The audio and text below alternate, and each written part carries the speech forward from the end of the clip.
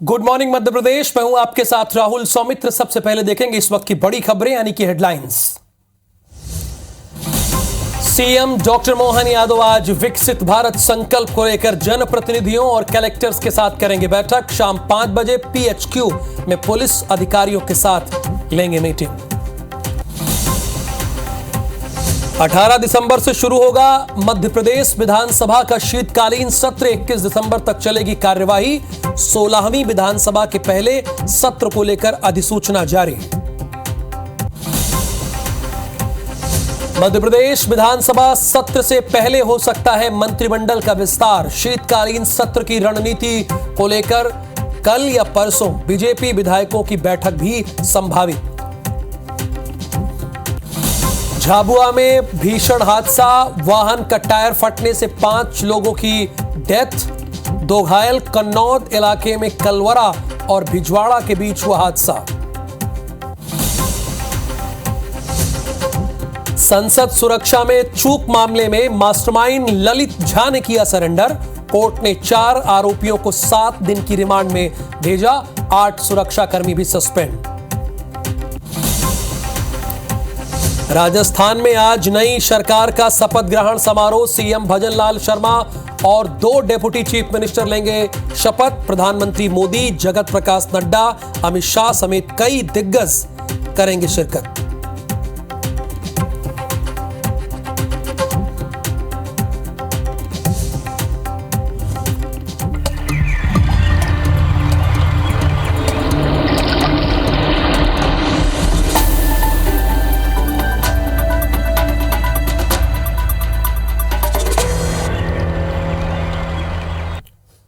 Good morning Madhya Pradesh की पहली ही खबर हत्या की है। यह खबर नरसिंहपुर से है, जहां पर सरेराह एक लड़की को गोली मारकर उसे मौत की घाट उतार दिया गया है। यह लड़की जबलपुर में नौकरी करती थी, अपने घर गोटे गांव लौट रही थी। सिंधी कॉलोनी शीतल धर्मशाला के पास यह घटना हो गई। सिरफिरे युवक पर घटना को अंजाम देने का आरोप है। आरोपी की तलाश पुलिस कर रही है और पुलिस ने यह आशंका जताई है कि हो सकता है कि प्रेम प्रसंग की वजह से ऐसा हुआ हो। सिरफिरे युवक ने इस वारदात को अंजाम दिया है। तो जब भी आपके जीवन में कोई दस्तक दे, उस दस्तक को आप समझिए, पहचानिए, जानिए। जबलपुर में एक लड़की की जान चली गई। अपने घर गोटे गांव वो लौटी थी और इसी बीच एक सिरफिरे युवक ने उसका कत्ल कर दिया, हत्या कर दी। नरसिंहपुर से ये बड़ी खबर है। सिंधी कॉलोनी शीतल धर्मशाला के पास इस वारदात को अंजाम दिया है और इससे आप देखिए कि अपराधियों के हौसले कितने बुलंद हैं।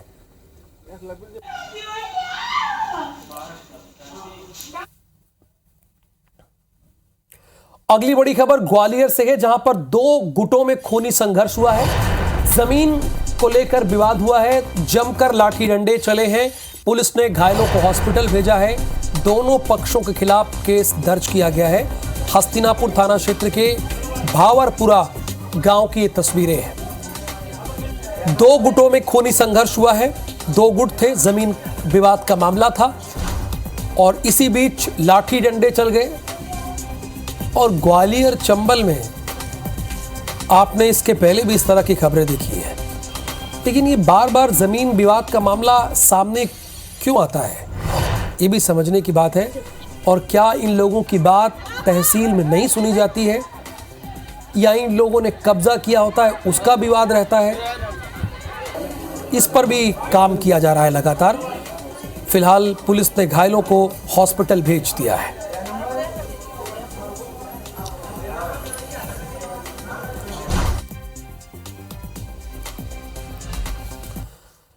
अब भोपाल से खबर यह है कि विधानसभा सत्र से पहले मंत्रिमंडल का विस्तार हो सकता है, क्योंकि अभी तो आप जानते हैं मुख्यमंत्री और 2 डेप्यूटी चीफ मिनिस्टर हैं। 18 दिसंबर को शुरू होगा मध्य प्रदेश में विधानसभा का सत्र। सत्र के पहले छोटे मंत्रिमंडल का हो सकता है गठन, यानी पहले छोटे मंत्रिमंडल का गठन हो सकता है, क्योंकि सीएम और 32 पद रिक्त हैं, बल्कि 2 डेप्यूटी सीएम हैं। 2 डेप्यूटी सीएम बनने के बाद कितने पद रिक्त हैं? देखिए, एक सीएम हो गए, और 2 डिप्टी सीएम हो गए। ये कितने पद हो गए? 3। और अभी कितने पद रिक्त हैं? यानी अगर डॉक्टर मोहन यादव चाहें, चूंकि ये उनका विशेषाधिकार है, तो 32 मंत्रियों को और रख सकते हैं। इसमें राज्य मंत्री भी होंगे, कैबिनेट मिनिस्टर भी होंगे।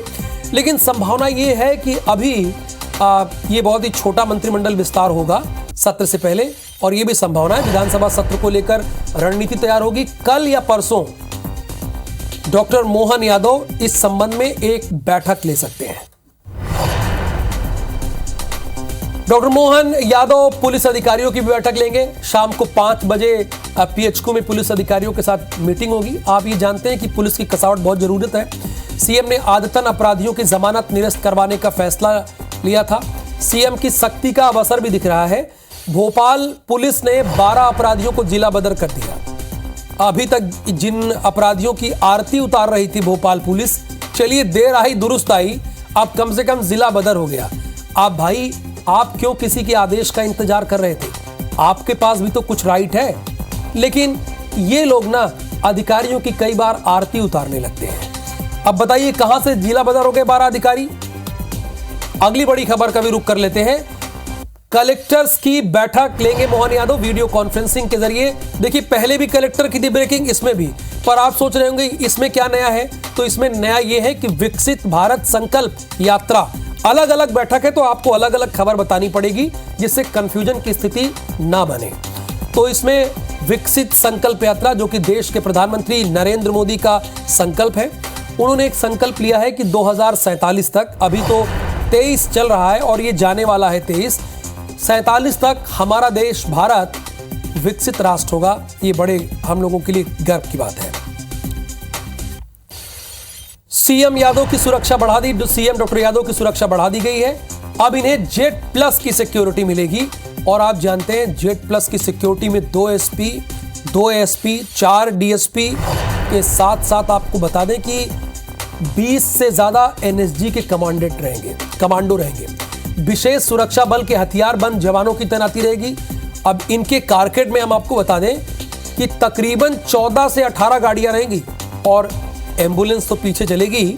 सबसे जाहिर सी बात है, जब सीएम का काफिला चलता है तो पीछे पीछे एम्बुलेंस भी चलती है। और डॉक्टर मोहन यादव जिस कार में सवार होंगे वो बुलेट प्रूफ कार होगी, पूरी तरह से बुलेट प्रूफ कार होगी। उनको सुरक्षा बढ़ाई गई है, उनको सुरक्षा दी गई है, जेट प्लस की सिक्योरिटी दी गई है। आमतौर पर जितने मुख्यमंत्री होते हैं उन्हें ये सुरक्षा मिलती है, क्योंकि उनके ऊपर बहुत बड़ी जिम्मेदारी होती है, पूरे प्रदेश की जिम्मेदारी होती है, और इसके साथ साथ उनकी जान को भी खतरा रहता है।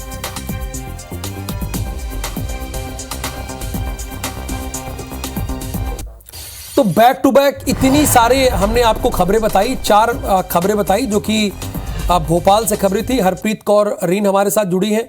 हरप्रीत, सबसे पहले तो विधानसभा के सत्र के बारे में आपसे जानकारी लेंगे, शीतकालीन सत्र के बारे में। और उसमें जाहिर सी बात है जो नवनिर्वाचित विधायक हैं वो शपथ लेंगे, और बहुत ज़्यादा कुछ होना नहीं, अगर कुछ होना है तो उसके बारे में बताइए।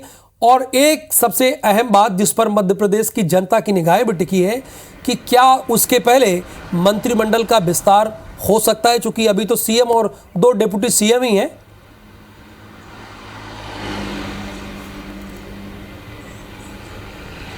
बिल्कुल, देखिए, कल प्रोटेम स्पीकर के पद की शपथ सबसे वरिष्ठ विधायक गोपाल भार्गव ने ली है, और ये इसीलिए ली है ताकि जब सदन की कार्रवाई शुरू हो तो वो जो नवनिर्वाचित विधायक है उन्हें शपथ दिलवा सकें। 18 दिसंबर से मध्य प्रदेश की 16वीं विधानसभा का पहला जो सत्र है उसकी शुरुआत होने जा रही है। 21 दिसंबर तक ये सत्र चलेगा, और उससे पहले माना जा रहा है कि 16 या 17 दिसंबर को मध्य प्रदेश के मुख्यमंत्री डॉक्टर मोहन यादव विधायक दल की बैठक ले सकते हैं। विधायक दल की इस बैठक में बीजेपी के सभी जीते हुए जो विधायक हैं वो शामिल होंगे। सदन में रणनीति बनेगी, सदन के लिए क्या रणनीति तय है ये इस बैठक में बनेगी। अब रही बात मंत्रिमंडल की, तो मंत्रिमंडल को लेके संगठन की जो कवायद है वो लगभग पूरी हो चुकी है। जल्द ही मंत्रिमंडल का विस्तार हो सकता है। 32 पद रिक्त हैं, जिसमें अभी एक मुख्यमंत्री, 2 डिप्टी मुख्यमंत्री यहाँ बन चुके हैं। उसके बाद 32 पद, यानी ये माना जा रहा है कि बड़ा जो विस्तार है 32 पदों पर नहीं होगा, पहले छोटा मंत्रिमंडल यहाँ पर बनेगा। हालांकि ये भी कहा जा रहा है कि नाम तय हो चुके हैं और 18 दिसंबर यानी पहला सत्र शुरू होने से पहले ही इन नामों की घोषणा कर दी जाएगी। यहाँ पर एक बड़ी दिलचस्प बात बताना चाहेंगे कि इस बार मध्य प्रदेश विधानसभा चुनाव पूरी तरह से बड़ा रोमांचित रहा है। मतलब हर व्यक्ति इसमें जो भी भागीदार बना, बड़ा उसे एक नया चौंकाने वाली जो बात है वो सामने आई, चाहे वो मतदान का प्रतिशत हो, मतगणना के परिणाम हो या फिर मुख्यमंत्री की बात हो। ऐसे ही अब मंत्रिमंडल पर भी इन नामों पे मोहर लग सकती है, जिनके बारे में शायद किसी ने कयास भी ना लगाया हो, लेकिन फिलहाल इंतजार है। तो तय माना जा रहा है कि 16 या 17 दिसंबर को विधायक दल की बैठक मुख्यमंत्री डॉक्टर मोहन यादव ले सकते हैं और इसी बीच यानी 18 दिसंबर से पहले मध्य प्रदेश सरकार का जो मंत्रिमंडल विस्तार है, यानी आप ये कह रही हैं कि 1 या 2 दिन में मंत्रिमंडल का विस्तार हो सकता है, लेकिन बहुत बड़ा नहीं होगा। 32 पद रिक्त है, ऐसा तो नहीं होगा, लेकिन हाँ ये हो सकता है कि 8-10 मंत्री शपथ ले लें। एक चीज और, क्या जेड प्लस की सिक्योरिटी मिल गई है डॉक्टर मोहन यादव को? बिल्कुल, देखिए मुख्यमंत्री पद की शपथ लेने के बाद ही इस सिक्योरिटी को बढ़ा दिया गया है और पिछले कुछ घंटों में जो ये सिक्योरिटी है वो मुख्यमंत्री डॉक्टर मोहन यादव के साथ तैनात हो चुकी है। इसमें करीबन 36 एनएसजी कमांडो हैं जो अब 24 घंटे मुख्यमंत्री डॉक्टर मोहन यादव के साथ उनकी सुरक्षा में तैनात रहेंगे। बुलेट प्रूफ कार है, जेड प्लस सिक्योरिटी के साथ उनके साथ अब राज्य पुलिस बल आपसे हमारे दर्शक और जानना चाहते हैं, वो चाहते हैं कि हरप्रीत के जरिए उन्हें ये चीज पता चले, शिवराज सिंह चौहान और डॉक्टर मोहन यादव की सुरक्षा में कोई परिवर्तन दिख रहा है कि जैसा उनका सुरक्षा घेरा था वैसा ही है, सेम टू सेम? बिल्कुल, देखिए बहुत दिलचस्प बात आपने यहाँ पर पूछी है। अपने दर्शकों को बताना चाहेंगे कि जिस तरह से पूर्व मुख्यमंत्री शिवराज सिंह चौहान मामा और भाई के तौर पर बहुत ज़्यादा प्रसिद्ध है, अपनी बहनों, अपनी जनता जो है प्रदेश की उसके बीच जाने जाते थे, लेकिन अगर यहाँ पर बात अब मुख्यमंत्री डॉक्टर मोहन यादव की जाए तो जो जेड प्लस सिक्योरिटी उन्हें मिली है, जो एनएसजी संख्या यहाँ पर बढ़ाई गई है, बुलेट प्रूफ कार मिली है, उसके चलते अब वो आम जनता के बीच सहज रूप से नहीं जा पाएंगे, आम जनों से सहज तौर पर नहीं मिल पाएंगे। अगर वो किसी कार्यक्रम में जाते हैं या अपने क्षेत्र में जाते हैं या फिर किसी ऐसे कार्यक्रम समारोह में शामिल होने जाते हैं, तो आम जनता अगर वहां पर मौजूद है तो इस दौरान वो सहज तौर पर उनसे नहीं मिल पाएंगे। फिलहाल इस पर यहाँ पर जो सिक्योरिटी के चलते इसके जो फैसला ये लिया गया है। तो जो सवाल आपने यहाँ पर पूछा है कि क्या चीज़ का परिवर्तन किया गया है पूर्व मुख्यमंत्री और मुख्यमंत्री डॉक्टर मोहन यादव के अब सिक्योरिटी के बीच, तो ये सबसे बड़ा एक फैक्टर है कि अब सहज रूप से वो अपने कार्यक्रम समारोह के दौरान आम जनों से सहज तौर पर नहीं मिल पाएंगे। जी, यानी बहुत स्वाभाविक है। आप ये बताना चाह रहे हैं कि डॉक्टर मोहन यादव की सुरक्षा बढ़ी है, शिवराज सिंह चौहान से ज्यादा सुरक्षा है, इनके काफिले में ज्यादा कमांडो है। फिलहाल आपका बहुत शुक्रिया इस पूरी इंफॉर्मेशन के लिए। अब आपको अगली खबर की ओर ले चलते हैं। अगली खबर भी भोपाल से। पीसीसी के चीफ कमलनाथ का फेसबुक अकाउंट रिकवर हो गया। कल इनका अकाउंट हैक हो गया था और आज रिकवर हो गया। हैकर ने फेसबुक पेज से कई वीडियो शेयर किए थे, बहुत मशक्कत करनी पड़ी और आमतौर पर ये कई बार बहुत सारे लोग जब ये खबर सुन रहे होंगे तो हो सकता है कि उनके साथ भी ये हुआ हो।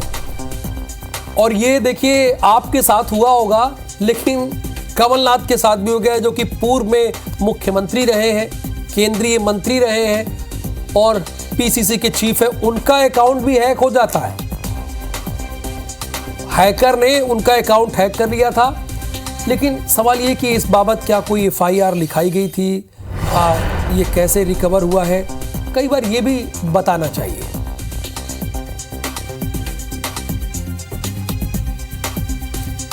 कल कमलनाथ का फेसबुक अकाउंट हैक हुआ था।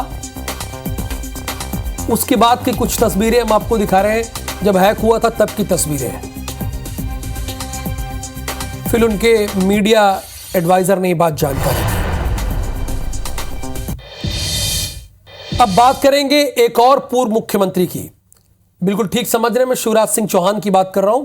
वो गुरुवार को विदिशा पहुंच गए, जहां सबसे पहले उन्होंने शमशाबाद विधायक सूर्य प्रकाश मीणा के घर पहुंचकर भोजन किया और फिर निमखिरिया बेयर हाउस पहुंचकर अपनी खेती बाड़ी देखी और खुद ट्रैक्टर चलाकर बोनी की। उसके बाद बाढ़ वाले गणेश मंदिर पहुंचे, जहां लाडली बहनों ने पूर्व सीएम को चारों तरफ से घेर लिया और शिवराज सिंह चौहान से मुलाकात करके भावुक हो गए। इस दौरान शिवराज सिंह चौहान ने बहनों को आगे भी लाडली बहना योजना चलते रहने का आश्वासन दिया और कहा कि प्रदेश और केंद्र में भाजपा की ही सरकार है, विकास में कोई कमी नहीं रहेगी। उन्होंने जिले की 5 सीट पर बीजेपी को जिताने के लिए जनता का आभार भी बताया। साथ ही मुख्यमंत्री डॉक्टर मोहन यादव के मांस दुकान और लाउड स्पीकर पर लिए गए फैसले का स्वागत किया। फिलहाल ये 2 तस्वीरें देखिए आप। पिछले 18 सालों से सीएम शिवराज सिंह चौहान जब तक सीएम रहे, बहुत बिजी टाइम होता है और अब वो सीएम से पूर्व सीएम हो चुके हैं। अब डॉक्टर मोहन यादव ने कार्यभार संभाल लिया है, तो ये फुर्सत के कुछ पल हैं, वरना सीएम रहते ऐसे कहाँ बोनी हो पाती, ट्रैक्टर वो चला पाते। लाडली बहनों के बीच में तो वो रह लेते थे, लेकिन ये सारे काम ना हो पाते जो फुर्सत के पल में हो गए। अपने लोगों से मिलना जुलना हो गया। कई बार आप बहुत लोगों के साथ घिरे रहते हैं तो अपने लोग से नहीं मिल पाते हैं।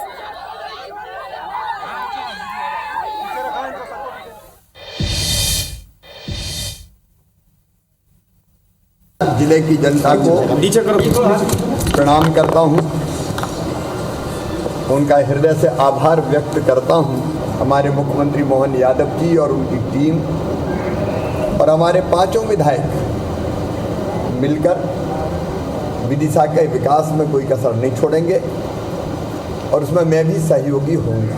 लाडली बहना जैसी योजनाएं जिनने बहनों की जिंदगी बदली है, निश्चित तौर पर चलेगी।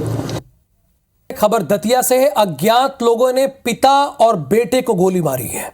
गोली लगने से दोनों जख्मी हो गए हैं। घायलों का जिला हॉस्पिटल में इलाज चल रहा है। भंडारे में भोजन करने जा रहे थे पिता पुत्र, लेकिन इसी बीच इन्हें गोली मार दी गई। बड़ौनी थाना क्षेत्र के रेलवे ब्रिज के पास की यह घटना है। दतिया में गोली लगने से दोनों जख्मी हो गए हैं। पिता पुत्र को गोली मारी गई है। अरुण मिश्रा, क्या इन्हें टारगेट करके गोली मारी गई है और अभी पुलिस का इस बारे में क्या कहना है? क्या बातचीत हुई आपकी एसपी से? जी बिल्कुल, ये जो मामला है ये जहाँ तक देखा जा रहा है पुरानी रंजिश को लेकर माना जा रहा है। हालांकि जो पिता पुत्र है उनने भी किसी को देख नहीं पाया, गोली किसने मारी है उनकी नॉलेज में नहीं है, लेकिन ये पूरा मामला पुरानी रंजिश को लेकर बताया जा रहा है। पुलिस अधीक्षक दतिया का कहना है कि मामले की गंभीरता से जांच की जा रही है और जांच के उपरांत तत्काल तुरंत हम जो हमलावर हैं उनके समीप तक पहुंच जाएंगे। नहीं, जांच करके एहसान थोड़ी करेंगे। उनके इलाके में गोली चल गई, टारगेट करके गोली 2 लोगों को मार दिया गया, ये तो उनका काम है। वहां पे ड्यूटी किसकी थी, क्या कार्रवाई हुई है? पुलिस अधीक्षक ने ये भी आपको कुछ बताया? ये पूरा मामला बड़ौनी थाना क्षेत्र का है। बड़ौनी थाना क्षेत्र में अभी अगर हम माने एक लगभग 2 महीने से तो ऐसी घटनाएं वाकई में आम हो गई हैं। और कल जो बड़ौनी थाना प्रभारी है उन्हें बदला भी गया है। अभी नया जो थाना प्रभारी है वो अभी शायद वहाँ पहुंचे नहीं है, आज वहाँ पहुंचेंगे। और ये जो मामला है ये पूरा इस तरह की घटनाएं लगातार बढ़ रही हैं। चुनाव के बाद तो इस तरह की घटनाएं लगातार बढ़ती हुई नजर आ रही हैं और इसे रोकना चाहिए। बिल्कुल, बहुत शुक्रिया अरुण मिश्रा। फिलहाल अगर आम हो गई है गोली चलने की घटनाएं तो जाहिर सी बात है पुलिस की कार्यशैली पर सवाल उठेगा।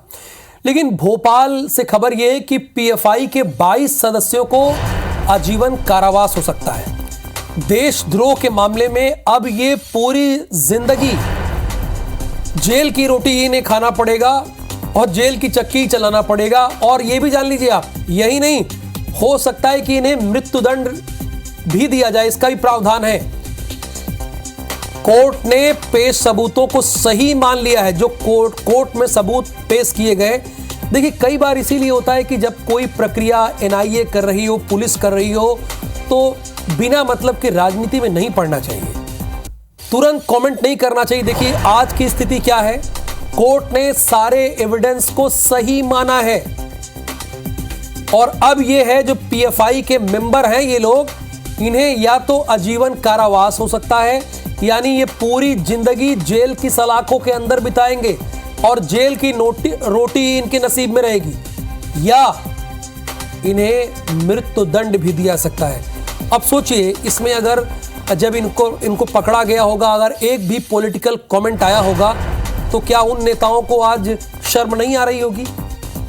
आप बताइए, जितने गुड मॉर्निंग मध्य प्रदेश के मेरे दर्शक हैं। हरप्रीत कौर आपको विस्तृत से इस बारे में जानकारी देंगी, अगली आवाज उन्हीं की होगी। बिल्कुल, देखिए, देश विरोधी गतिविधियों में लिप्त होने के मामले में पीपुल्स फ्रंट ऑफ इंडिया यानी पीएफआई के 22 सदस्यों को भोपाल, उज्जैन, इंदौर सहित प्रदेश भर के करीबन अलग अलग ठिकानों से एनआईए ने गिरफ्तार किया था। इनमें आरोप तय हो चुके हैं। एनआईए की स्पेशल कोर्ट में अभियोजन पक्ष के जो वकील हैं उन्होंने तमाम सबूत यहाँ पर पेश किए, जिसके बाद कोर्ट ने माना है कि इन पर जो धाराएं लगाई गई हैं देशद्रोह से जुड़ी हुई देश विरोधी गतिविधियों में संलिप्त होने की, वो सही है। ऐसे में तय माना जा रहा है कि जो धाराएं हैं उनके अंतर्गत जो कार्रवाई है वो इन्हें आजीवन कारावास की सजा के तौर पे हो सकती है। तो जल्द ही इन पर सजा का ऐलान होगा। और इसके साथ ही ये भी कहा जा रहा है कि अभी भी मध्य प्रदेश की अगर बात की जाए तो अलग अलग स्थानों पर 1500 से ज्यादा जो पीएफआई के सक्रिय सदस्य हैं, इन पर भी अब जो अगले आने वाले दिनों में कड़ी कार्रवाई एनआईए कर सकती है। शुक्रिया इस जानकारी के लिए आपका।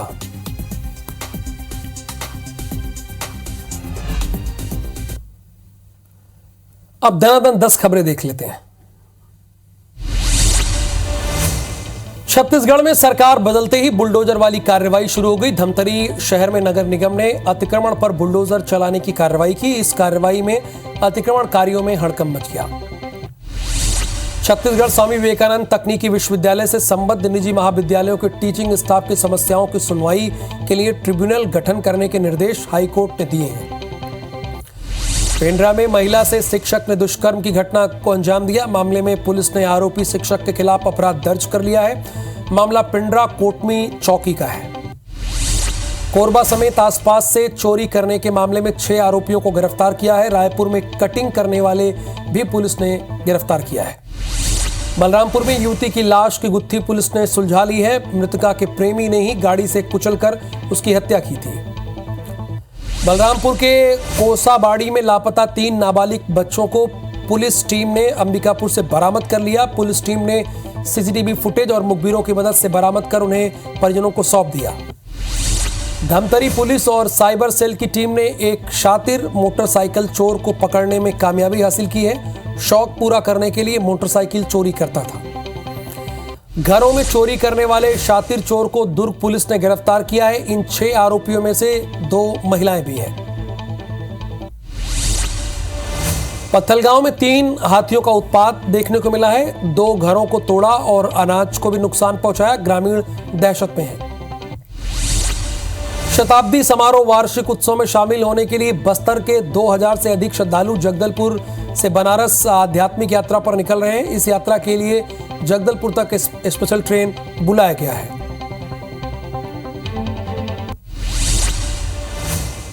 और गुड मॉर्निंग मध्य प्रदेश के इस बुलेटिन में फिलहाल के लिए आगे गुड मॉर्निंग छत्तीसगढ़ की खबरें होंगी।